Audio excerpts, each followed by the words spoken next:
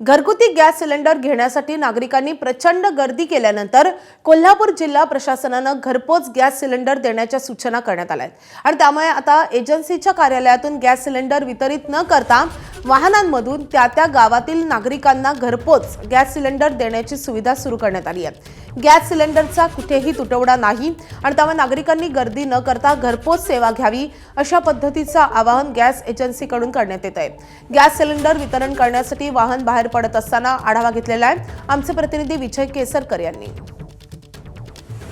घरगुती गॅस सिलेंडरसाठी नागरिकांनी गर्दी केल्यानंतर आता जिल्हा प्रशासनानं सूचना दिलेल्या आहेत की एजन्सीच्या ऑफिसमध्ये कुठेही सिलेंडर विक्री करायची नाही किंवा द्यायचं नाही आणि म्हणूनच अशा पद्धतीनं आता घरपोच सिलेंडरसाठी ही वाहनं आहेत ती निघालेली आहे आपल्याला पाहायला मिळतात।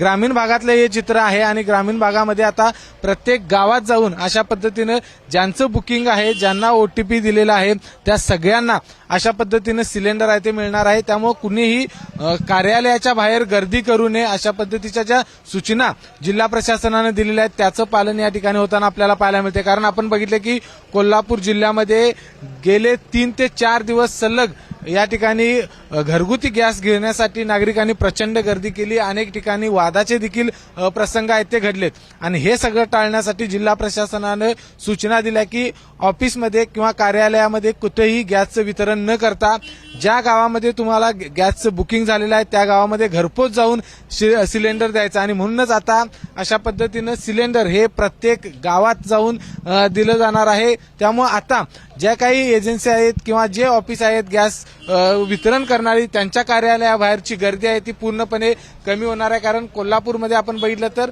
3 ते 4 दिवस प्रचंड गर्दी आहे ती कार्यालयाबाहेर पाहायला मिळाली होती। आता मात्र सिलेंडर घरपोच देण्याच्या सूचना आहेत त्या जिल्हा प्रशासनाने दिलेल्या आहेत। कॅमेरामन निलेश शेवाळेसह विजय केसरकर, एबीपी माझा, राशिवडे, कोल्हापूर। एबीपी माझा, उघडा डोळे बघा नीट।